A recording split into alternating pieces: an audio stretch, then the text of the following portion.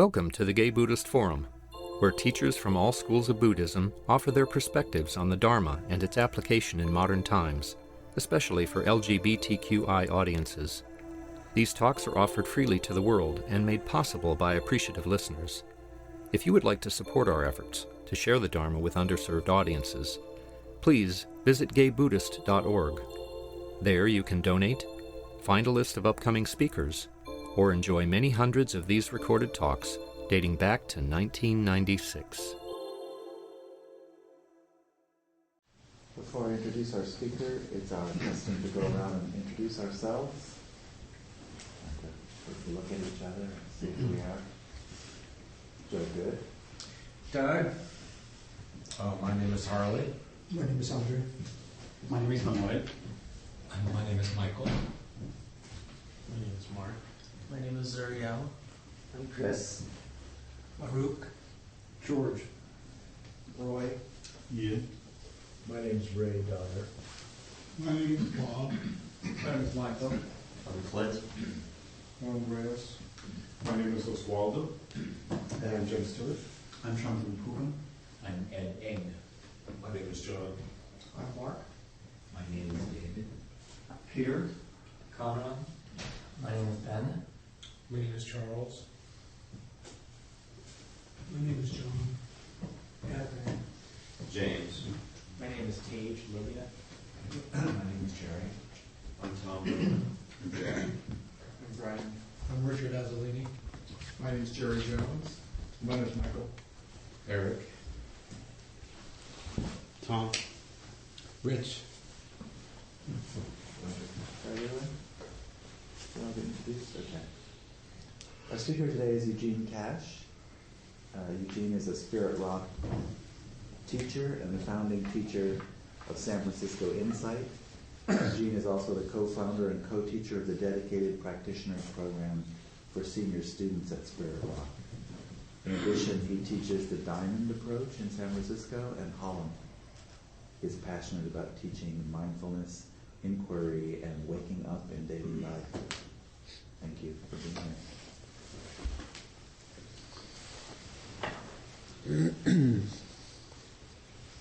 Thank you for having me this morning. It's always good to be back. What I like to do these days is, especially when I'm not teaching regularly, like I'm not here every week. So in one way that I like to teach in these kind of situations is instead of me coming in and bringing a prepared talk, I like to be a little more spontaneous, and I like to make up a talk with you. So I'd like you to consider for a moment what you would like me to talk about. What would be most interesting or most vital or most personally satisfying to hear me talk about, or what would be the cutting edge of your practice that you would like spoken to. And by practice I mean both on the cushion, off the cushion, or most difficult part of your practice you would like spoken to. And then the other thing that I like to mention is sometimes people like to try and stump the teacher. That's always interesting also. Then there's a long history in Buddhism of that. So if each person could come up with one theme, and then we'll see, then if nobody raises their hand, I can call on you, you'll have it. You'll be ready. And it makes it a little more personal and alive, and and then I can get to interact with you around the themes. And, I find it more satisfying personally.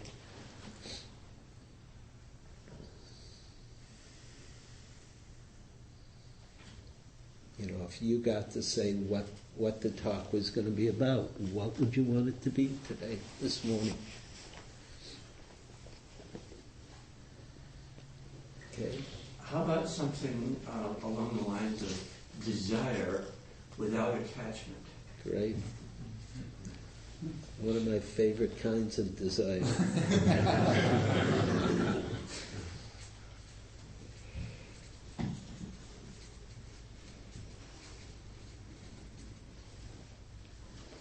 keeping centered around the elections on Tuesday.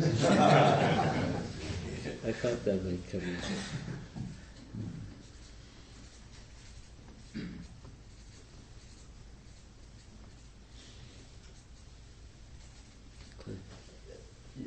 I think being detached, being, I guess it's just being in a calm, centered place versus being passionate about issues and causes, and how you can balance that, and what kind of balance can you achieve with that. Okay, so detached, calm, hyphen, passion involved. Yeah. Okay. Yeah. How you can, I mean, how much do you do with one side versus the other side? How do you achieve some kind of happy medium? Mm-hmm. So balance. Okay. The teaching is about no self. No self. I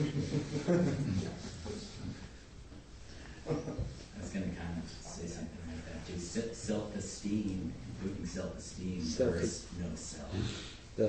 So how do you have self-esteem if there's no self? It's a good question. Okay, I'm going to connect those two. Content and form. Like the mindfulness or the presence we bring versus the mechanics or the form. Does that make any sense? Not quite. Keep going. Say a little more about what you mean by form. Mindfulness, like in life. Right. The mindfulness or presence we bring to life. Right. And then the form that our life takes, or the way that we live, or the path that we choose. Okay.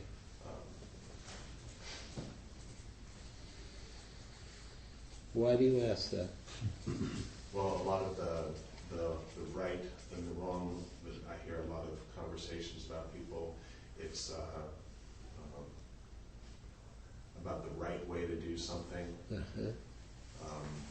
And then it's not so much what you do, it's what you bring to it. Okay, yeah. How do you do it?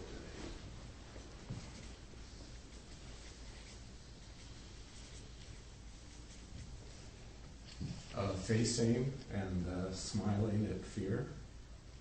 Okay.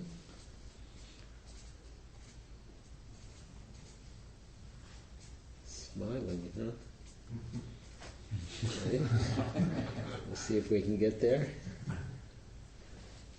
So sometimes I feel I have glimpses of enlightenment and I attain certain understandings and then backslide and have this forgetting. How can we keep from forgetting what we learn or what we understand? So, enlightenment and backsliding. Okay. One more. Boredom. Boredom.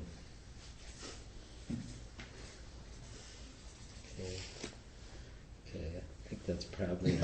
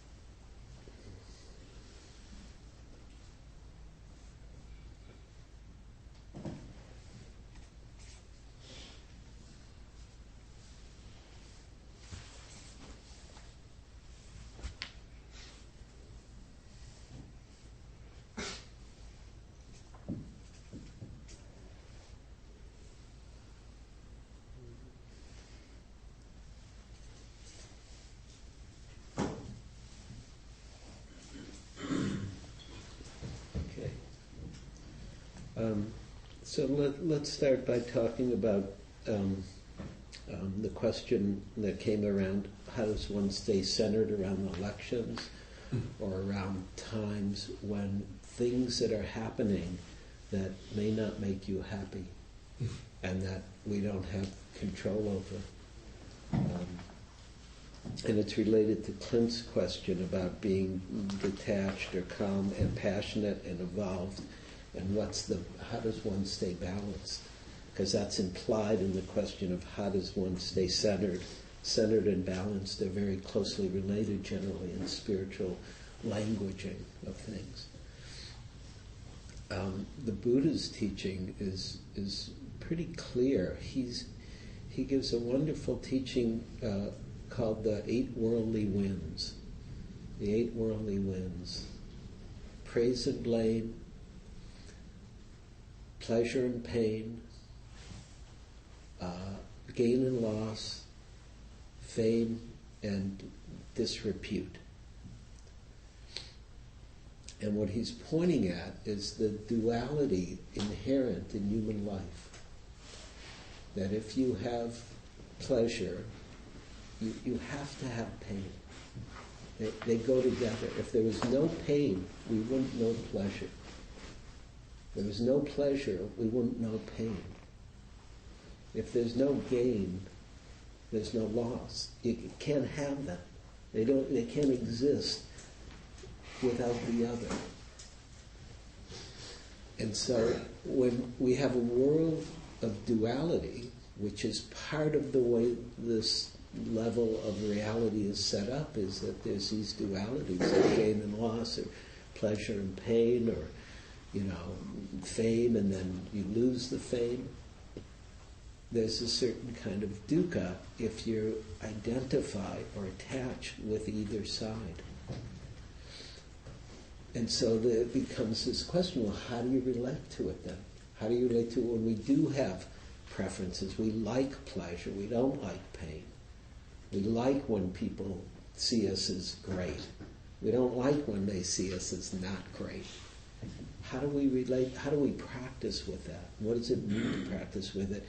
And then up-leveling it from this more simple way of talking about it to the fact that, there are elections, and we're going to win and lose depending on which side you're on, right, on Tuesday. Right? I'm not going to make any assumptions or stereotype in terms of even political beliefs here. Some people are going to win, some people are going to lose. And it's got to happen. And so the Buddha's teaching is a lot about coming into alignment with the way things are. Coming into really harmony with the way things are. Understanding that, yes, sometimes we'll win and sometimes we'll lose. And that,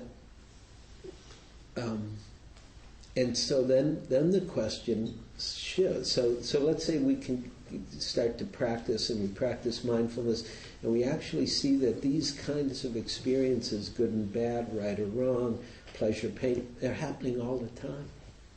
In your sitting, you were saying, oh, this is good, or this is bad, or this is right, or this is wrong, or now I'm calm, or now I'm agitated. Right? So that duality is happening all the time. The mindfulness itself is not dual. The knowing is beyond the duality. It's aware of the duality. It's aware, oh, I like this, I don't like that. This is good, this is not good. The awareness itself is not dual. It simply knows what's happening now. And so when you read the Satipatthana Sutta, the teaching that the mindfulness practice comes out of in the Pali Canon, the Buddha is very clear. He keeps using this phrase, the practitioner knows. The practitioner knows the mind that's happy, or the mind that's sad, or the mind that's concentrated, or the mind that's unconcentrated. The practitioner knows. He doesn't say, oh, it has to be this one way or this other way. He says the knowing starts to get highlighted in mindfulness practice. And if you do a little bit of intensive retreat, you can start to see, you can take a certain kind of refuge in the knowing, in this capacity of awareness to know what's happening now, whether it's good or bad, pleasure or pain, fame or disrepute, gain or loss. Republican or Democrat, that there's something bigger than the conditions that we find ourselves in. And when the Buddha talked about freedom, he talked about the unconditioned. He said, you won't find freedom in the conditions. It's not possible because they're dual. The conditions are dual. And duality is not bad. I'm not a non-dualist. I like both, duality and non-duality. For those of you who know, really. Because some people are like, oh no, you have to get to this non-dual place and that's where freedom is. No, this duality has its place in reality. And freedom is beyond duality and non-duality. Duality and non-duality is the same thing, right? One needs the other. You can't have non-duality without duality.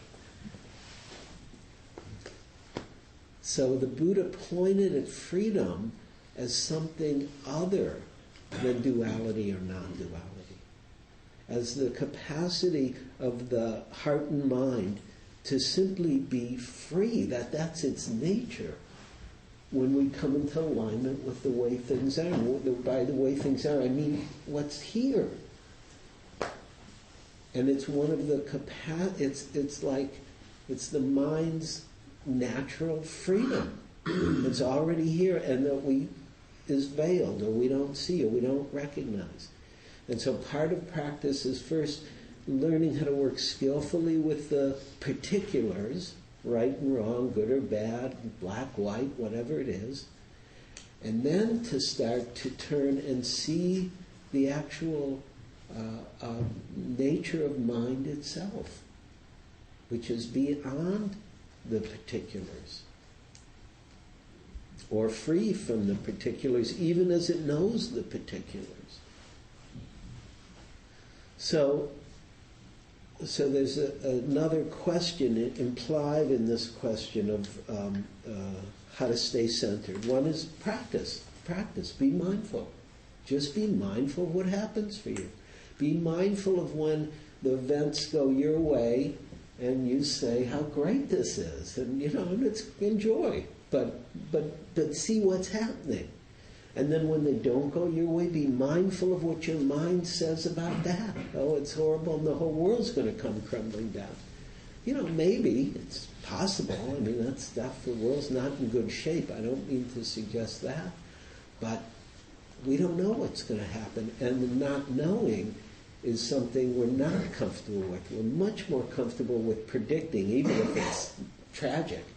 We're much more comfortable with predicting reality than staying present to the absolute freshness and the unknowability of reality.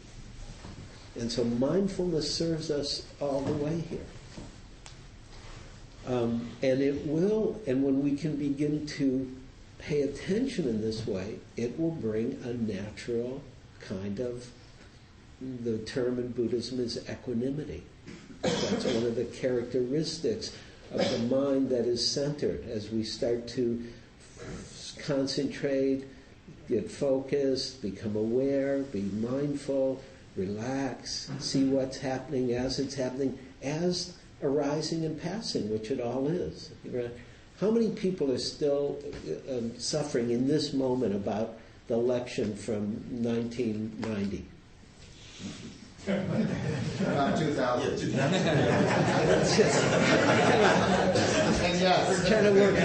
trying to work my point here. What I'm saying is, generally, we can't even remember what happened. I can't remember 1990, right? It's gone.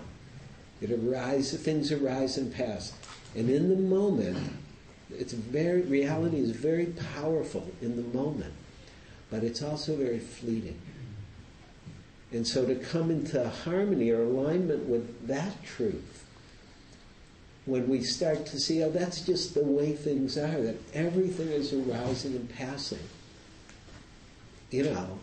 This morning, this talk, our time together, it's just, that's all, on a certain level, that's what's happening. And so tuning into those levels of reality, as well as the particulars of, I'm bored with the talk and, I want something else, or my bladder hurts and I need to go to the bathroom. Those are true too. But they're not the only truth. So we're going to another polarity, better than duality maybe, another polarity, which is relative and ultimate reality. And Dharma teaches us to pay attention to both.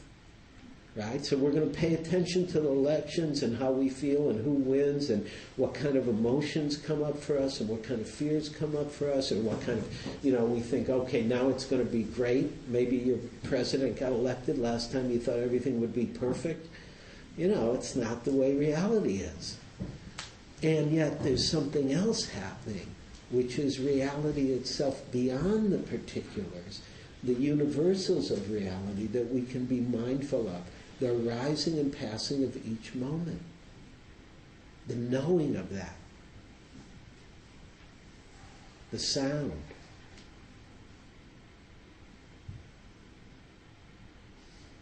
Your body breathing right now.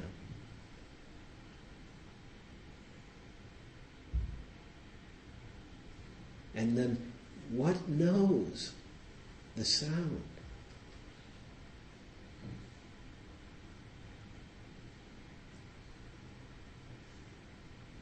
And so one of the things we see is that the suffering, or the dukkha, anybody not know the word dukkha? I want to just check. Dukkha. So this is a word to know. Dukkha is the Pali word that's most often translated as suffering from Pali to English. But it's a much broader than the word suffering, or it's much more comprehensive than any word we have. Maybe the closest word we have is stress. But, suffering can be anything, illness and dying and obvious suffering, or heartbreak, or, a war, or prejudice, obvious suffering. But it can also be very subtle things like you're hungry is a kind of dukkha. Or you have to go to the bathroom is a level of dukkha. Or the boredom is a level of dukkha. Boredom is dukkha. And so it's a good word to know because it's so big. It really, you can see, any time you see you're unhappy with anything on any level or not completely relaxed, there's a level of dukkha in play. And that's very helpful, ultimately. And so, the dukkha of communal life that we call politics is part of the dukkha of human life. Now, the question of passion and involvement is a beautiful question because the world, life, asks for our passion. It asks for it. It's needed. What we love, what we care about, what's important, what we value. That's important. And the Dharma itself, part of what Dharma practice does, whether it's explicit, which it is, there's certain values that are put out. Compassion, for example, is a very important value in Buddhism. Kindness, care, seeing the interconnectedness of things. These are important values and understandings in Buddhism that are explicit. But even if you don't get the explicit, just by paying attention, being mindful, certain kind of implicit values arise. If you see that everything's arising and passing, then the present moment becomes really precious. Our lives become precious because we see that they're temporal, that they only exist for a short time. Now, they arise and pass also for 20, 30, 40, 50, 70, 90, 100 years, generally tops. And then they're gone. So the preciousness or the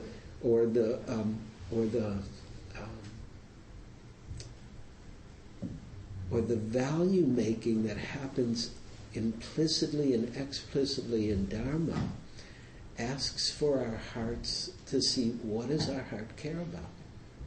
What is actually important in this human life? And then it asks us to act. on those values, whatever they might be. For some people it might mean the Dharma is the most important value and you want to go off and be a monk or give your life to the Dharma. Or for some people it might be politics.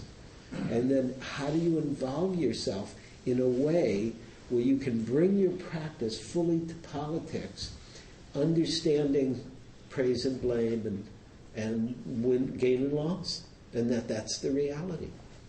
That you can work with the particulars or relative reality with all of your passion, bringing the dispassion of understanding ultimate reality. And that's where the two come together. So passion, compassion, dispassion. This is actually a talk I used to give. It's really a nice way to think, one whole way to think about practice. Passion, compassion, and dispassion. And they're all needed. It's not that we get rid of the polarities, no, we include it all. We include them all. And as part of that, and this is related to passion, has to do with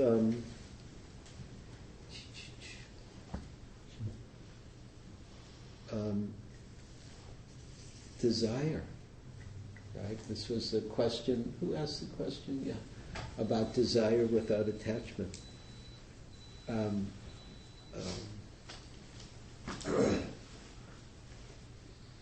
I think desire is really important and natural for us as human beings. And sometimes you'll hear desire is the cause of suffering. I think that's not a great way to translate what the Buddha taught. I think it's much more about attachment is the cause of suffering. But even attachment, I'm so, at this phase in my practice, I'm so hesitant to make those kind of ultimate statements. Because like the attachment of a child for its mother is very important and very natural and important for human development. That if we don't attach at that phase, it's not so good for us developmentally. And our attachment to one another, maybe what I want to say, and really you're hearing this, I don't even know if I've said this for the first time publicly, maybe our attachment for one another that we can have attachment without attachment. Maybe that's possible. That there's a way we can totally love, totally be passionate, and be attached, knowing that we're going to let go also.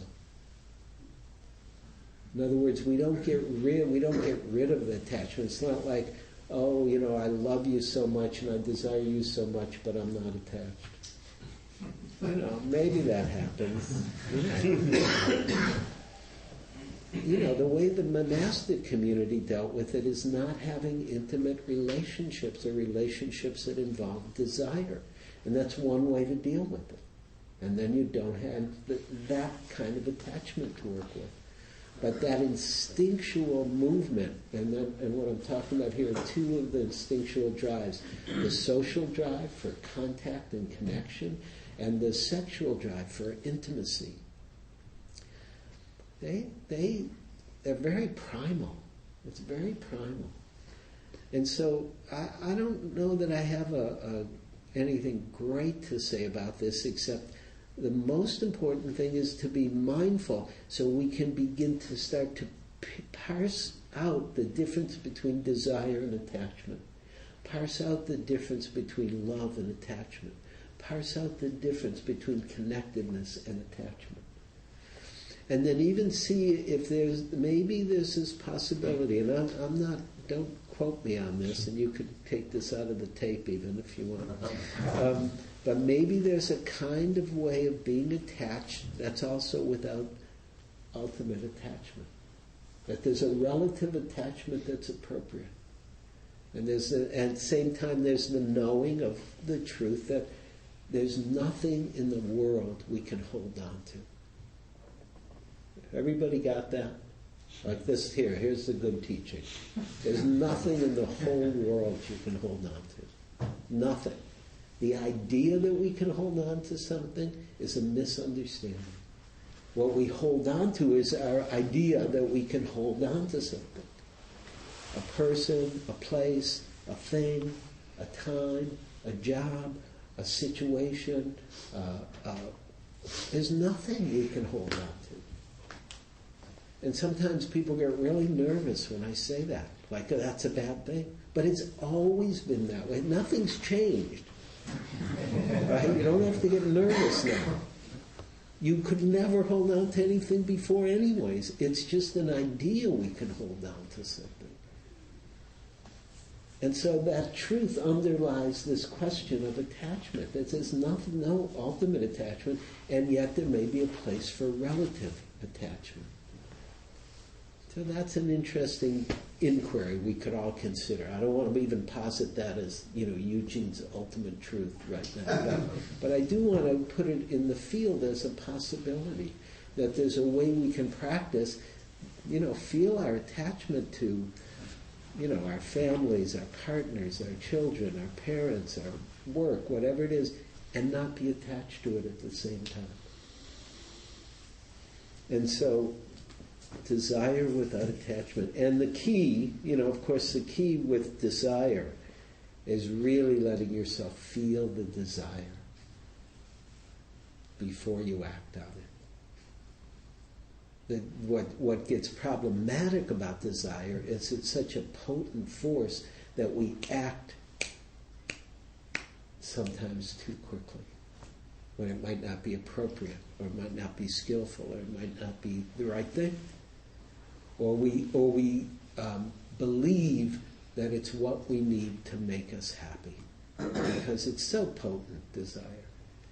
And that question that I just posited, like, what is it that we really think will make us happy? That's an important Dharma question. That's an important Dharma reflection. Because that question underlies so much of what we do and how we act and where we're oriented in the world. And the Buddha talked about it. He said he saw beings in many realms trying to be happy and doing many, many things that actually did not lead to their long-term happiness and well-being. And that was a key. Now I'm giving you a key moment in the teachings of the Pali Canon about the Buddha's enlightened. He's walking for a number of days, enjoying his enlightenment, and he doesn't know if he's going to teach.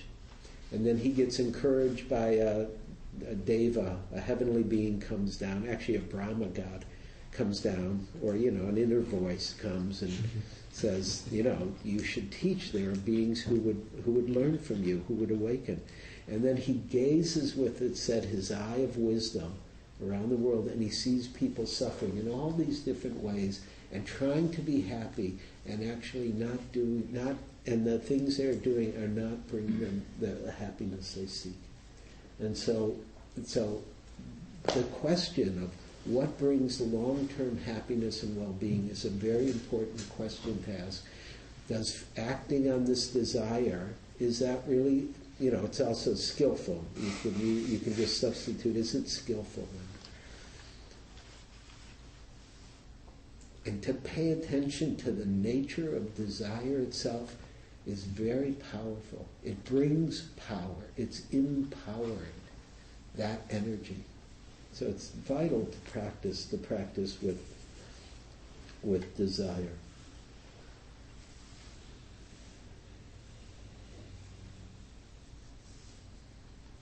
So I'm going to double back to this question of mindfulness and form. There's a right way or how you do it. There's the right way or how one does it. And this could come up like around desire. Some people will say, no, don't act on your desires. Desire's bad, that's the wrong way. I wouldn't say that. So it's important to know who's speaking and what their orientation is, especially on a question like right or wrong. Some teachers would actually say that. Actually, many teachers would probably say, yeah, desire causes suffering, watch out for it. That's not my experience. My experience, yes, desire can be the cause of suffering.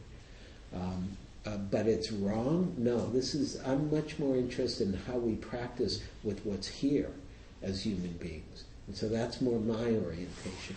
If this is part of being a human being, and there is a possibility of liberation, and that liberation is innate to us, then it means everything that here is possible to be used in the service of liberation. And so I don't so much do right or wrong. I think I like the term skillful and unskillful. What's skillful, what's unskillful? Because sometimes acting on desire can be totally skillful and the right thing to do. Sometimes acting on desire can be totally unskillful and the wrong thing to do. But I don't even like the words right or wrong, personally. You're just getting Eugene's take on this right now, even though there is no Eugene, which I'm getting to. And the how we do it, to me, that means a lot, how we do it. And part of how we do it, and now I'm going to root it in the Buddhist teachings very deeply, has to do with intention. And the Buddha talked about suffering very much in relation to intention and also karma. Like we create our karma, we create our suffering a lot based on our intention. So part of what mindfulness practice does is it allows us to pay attention to what's happening here so we can start to see when our intention comes from a place of contraction, of fear, of anger, of hatred, of a sense of separate self that doesn't take into account other people or things like that. Or if our intention comes from a place of compassion, of kindness, of love, of openness, of connectedness, of wisdom. And so that's a very important piece. And sometimes that sounds mechanical, but as you practice, it's totally, you just know. And actually the body, just being mindful of the body, when it's contracted, pay attention, what's going on for you? If you're in a situation with somebody, you can feel, you want to give them a little knife in the belly. Probably your intention's not so good. It's not so pure. Once in a while, maybe it is, but maybe it's the right thing once in a 100 years.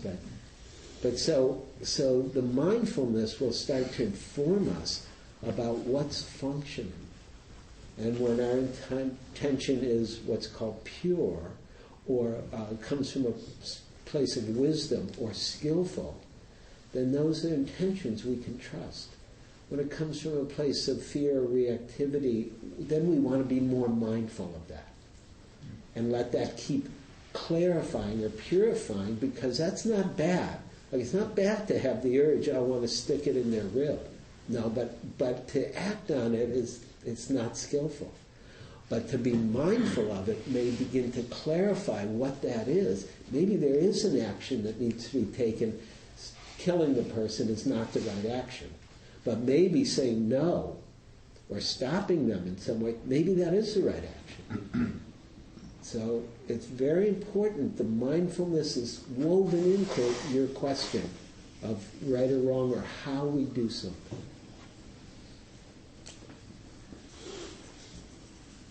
Now, boredom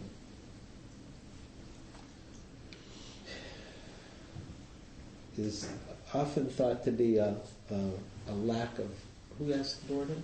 Yeah, a lack of attention. Fritz Perls, who founded Gestalt therapy, who practiced Buddhism, he said boredom is a lack of attention. And so one of the things you can do is start being mindful of boredom itself. It's a great state of mind to be mindful of, because it runs our whole economy. It runs our civilization to a certain extent. The need for entertainment, the need for something. Why not just be bored? What is it about boredom that is uncomfortable.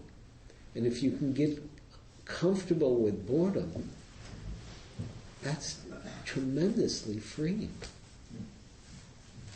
It's tremendous. You know, how often do we run for the phone or the now? I mean, that phone. Forget about the phone. Right? You know, go to the computer. Go to your cell. I mean, the cell phone. That's what you go for. Right? You text somebody. You go online. You do email. You scan the web. I mean, it's why. Something is some way we're not comfortable simply being here. And boredom is one of the great flags to start to point us at, oh, what's actually here? And so the dukkha, the suffering of boredom, is one of the doorways to freedom from suffering. Suffering of boredom is one of the doorways to freedom from suffering, because dukkha, the first noble truth, is about the truth of suffering. And boredom is one of the great sufferings of human life. We're bored. I want something. I have a desire. I need something. This is fucking boring. I'm going to go crazy. Right? We believe that.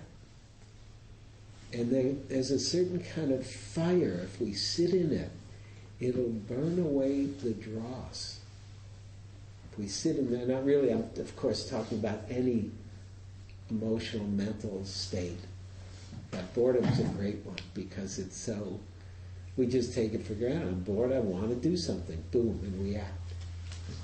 So instead of acting, don't do anything. Sit with your boredom. You know, and I mean, there's these stories. We don't do this in the West too much unless it's an accident. But in Asia, where like Ajahn Sumedho, at some point Ajahn Sumedho was the senior Western monastic with Ajahn Chah for many years, and at some point they were doing an all-night sitting. A lot of lay people were there, mostly older women, and Ajahn Chah said, "Well, talk to the women, give them a Dharma talk, Sumedho." And he went on for half an hour, and he said, "Keep talking, Sumedho," in Lao, right? Which, you know, not an easy language. 3 hours he had him talk. Can you imagine how boring the talk would be? And that's not uncommon. If you sit with some of the Asian teachers, I mean, you know, we'd like spice it up a little, make some jokes, throw in a poem, you know. I mean, it can be really boring, the Dharma. You know? Especially if the person's holding a fan in front of their face while they, you know, it's a different, and the idea is you just sit there. That's the practice. So, let me know what happens as you sit with the boredom. You know, I might not be serving you so well today, but I can do it at times. Now, as I said, suffering of boredom leads to the freedom from suffering. I'm describing, this is shorthand for the Four Noble Truths, right? Right? The suffering, the cause of suffering, freedom from suffering, and the path that leads to freedom. So the Buddha, and again, they could all be hyphenated, right? Suffering, you can't have freedom from suffering without suffering, right? The polarity has to be there. And so this freedom from suffering, or enlightenment, somebody asked about. Somebody said, I have had glimpses, I've had tastes. It's beautiful, that's great. And then there's backsliding. Well, the backsliding is not a bad thing. We think it's a bad thing. We have, oh, I should stay in this, you know, state where I'm totally equanimous or totally, well, you might not be done yet. The backsliding, the suffering, that's the path. That's the whole path. Freedom. And even though the Buddha says suffering, cause of suffering, freedom from suffering, it's circular. It keeps going. It's not just a one-shot deal. You don't get enlightened and then you're in retired enlightenment. But that's not how it works. I have not seen anybody who's done. I mean, even the Dalai Lama says he's not done. He practices, he gets up at 3:30 in the morning, sitting, prayers, mantras, study, and he's pretty good. He's pretty good. I like him a lot. So, but the idea that we're backsliding, the idea is dukkha. The fact is we're not finished yet. And it doesn't mean you don't know, or even that you've forgotten. It means enlightenment itself is not something we can hold on to or be attached to. That it erupts, in a sense, or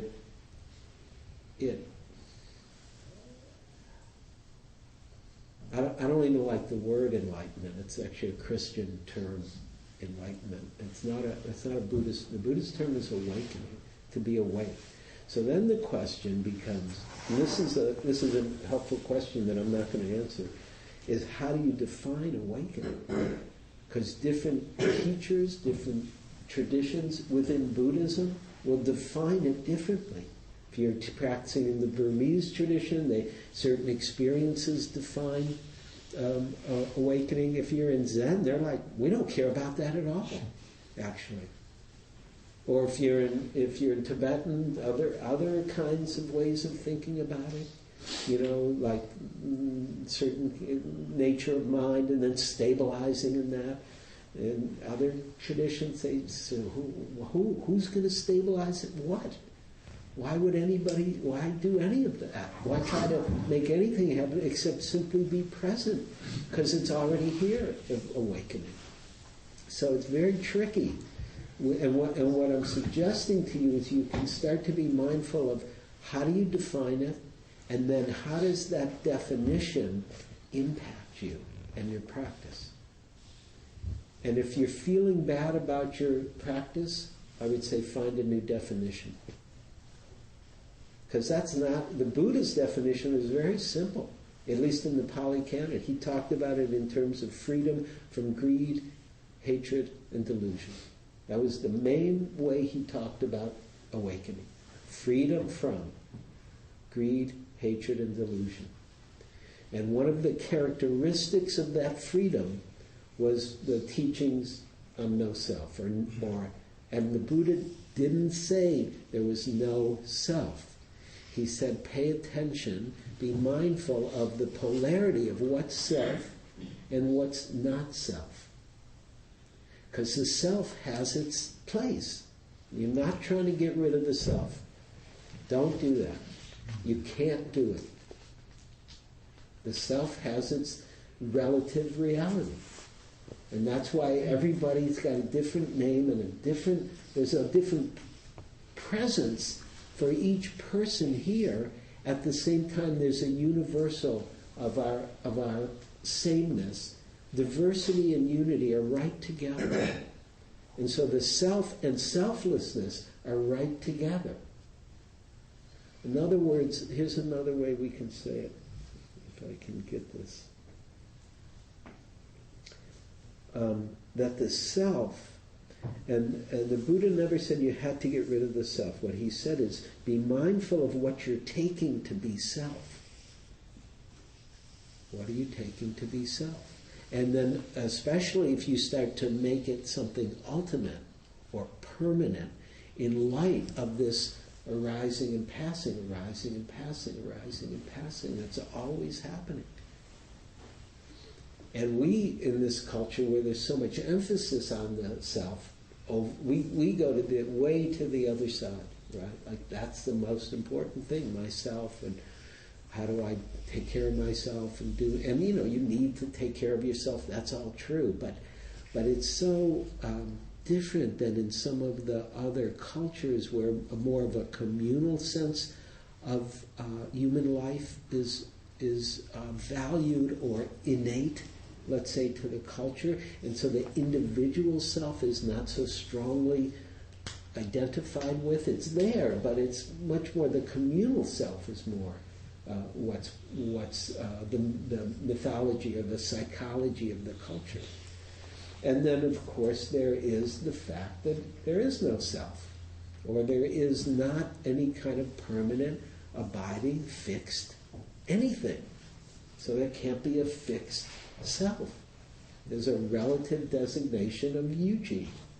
And it's a good, it has its place, and Eugene knows to get on Eugene's bike when he leaves and ride to Eugene's house. And that's the relative level, and that's a beautiful level that we work with and play with and practice with and enjoy. But it's not the ultimate level. Ultimately, there's just sound, smell, taste, touch, rising, passing, all being known in this great space of awareness. Whether I'm on the bike or whether I'm sitting here or whether I'm Eugene or whether I'm not Eugene, it's still, you could call me Sam right now. Right, let's just change the name, boom. Right, a name, it's just a name tag. Right, it's a name tag. It's like on your luggage, right? If you take the tag and don't take the luggage, you're missing the point. Right? The tag's just, it's a relative designation.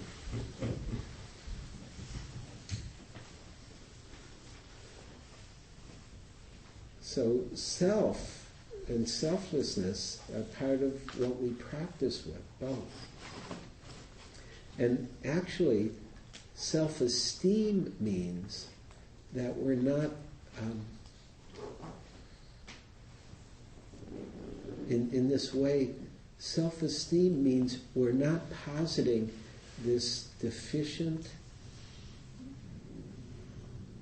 wounded,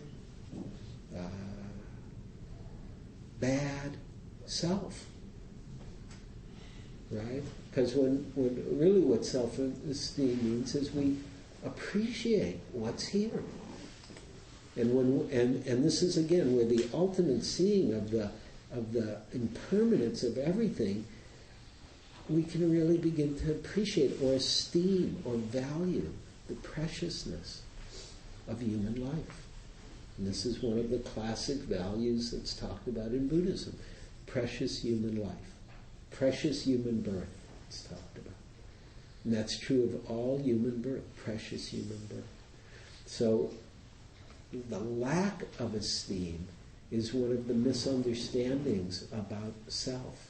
And now there are all kinds of reasons why there can be a lack of self-esteem, and it can be helpful to work with people around it.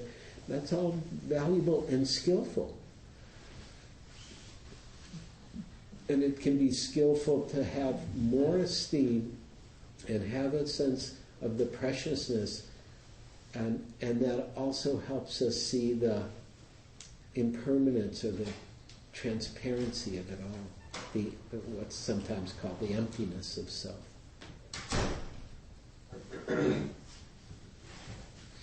So I think we'll stop here. I missed one thing, but it's hard to get everything in on these thoughts. Why don't we sit for a minute and I'll do a sharing the merit where we pray.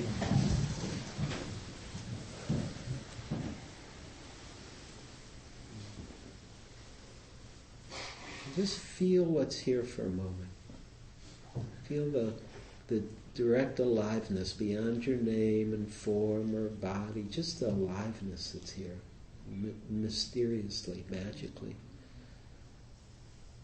beautifully.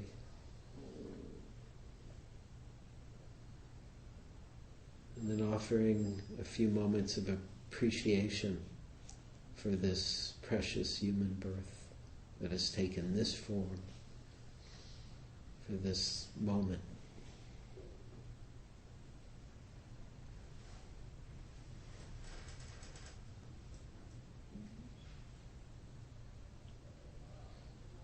And then taking a moment to offer our appreciation for the other precious human births that are sitting in the room.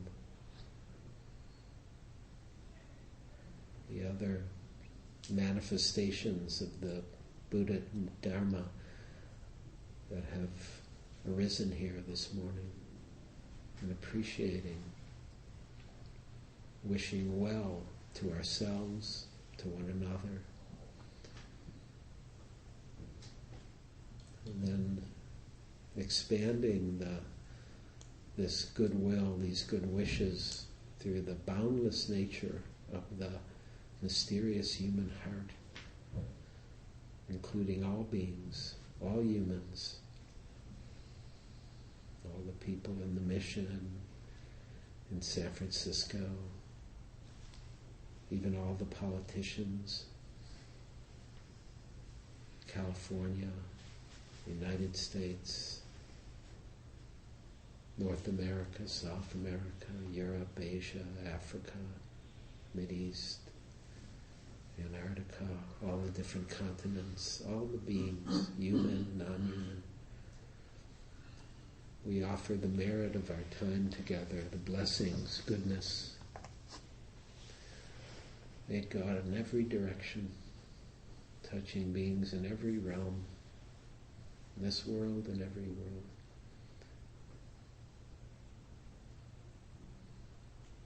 May all beings be happy and peaceful. May all beings be free from suffering in whatever form, the suffering of confusion, delusion, misunderstanding, division, the ways we divide, whether by culture or country or race or religion or sexual orientation or gender. May all beings be free from suffering, free from delusion, free from confusion.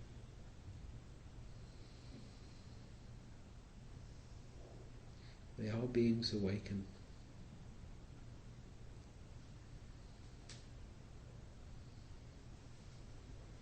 May we awaken together.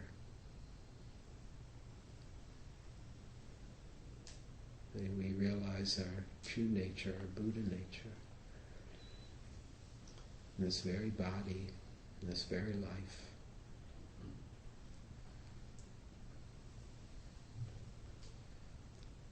May all beings be free.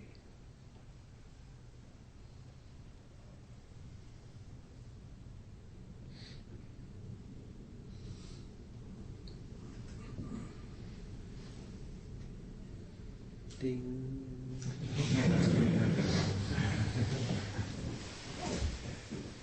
Thank you, everybody. Great to be here with you. Let me can I make a couple of announcements? Yes, so, just San Francisco Insight, which meets at the Unitarian Church. Tonight, we have a really special guest. Bhikkhu Bodhi will be there. Bhikkhu Bodhi is one of the most senior Western monastics in the world. He's the major translator of the Pali Canon. Like when I read the Pali, there are different translations. He's fabulous. And he's a beautiful guy, really. And if you can come join us, you can party after, you can come in costume if you want, no problem. He's never been here before. He's very involved in what's called the Buddhist Global Project. He's really interested in this question of passion, engagement, and dispassion. And he's going to speak to that. And so I'm just telling people, and you can tell other people, please, because it's rare. He's getting older. I don't know if he'll be back. He's never been here before. Come join us if you wish. What time? He's there at 7 o'clock. And I'll just introduce him. We'll have the whole evening, 7 to 9. And yeah, so I just, there's other things happening at SFI. You can check it out on the website, but it's special.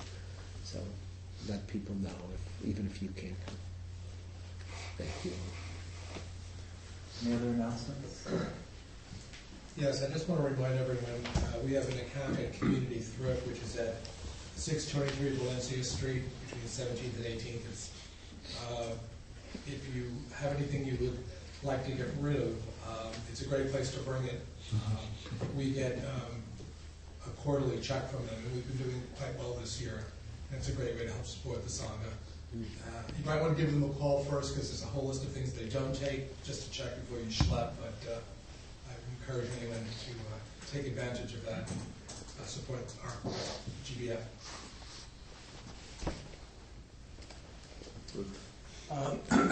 That one of the projects that we have as far as service here is the Gay Men's Buddhist Prison Network. And it's a collaboration with the San Francisco Zen Center and other gay lesbian sanghas in the Bay Area. And our main activity is sending written materials and books to prisoners who are interested in Buddhist practice and writing letters. And we're definitely interested in new correspondence. So if you're interested in writing a letter, in corresponding with a Buddhist prisoner, you can talk to me. Sure. Thanks, Eugene, for coming today. Great to hear you again.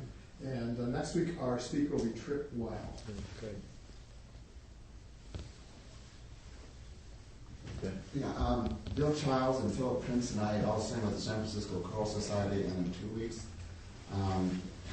Saturday and Sunday afternoon at Calgary Presbyterian. We're doing a program of the Durfley Requiem and some other gorgeous music from the French, either French composers or French lyrics, and it's just fabulous. So, yeah, another project we do, GBF, once a month is we do a dinner for the Lark Inn, or Larkin Street Project. It's a shelter for homeless youths. And if you want to get involved in that, just give me a contact. You can just contact me during the meeting, the social stuff. So basically, it's just signing up and we make the dinner and everybody eats it. It's all a lot of fun. Richard, do you want to talk to us about your host? Oh yes, I'm the host today, and we have cookies, crackers, and some dried fruit for your enjoyment. There is tea. We just ask that you wash your cup afterwards and put it in the rack when you're done. There's a sign-up sheet on the credenza over here if you'd like to sign up for the newsletter and to be on the mailing list. And I will be coming around with the Donna Bowl, and we ask that you make a contribution if you're able.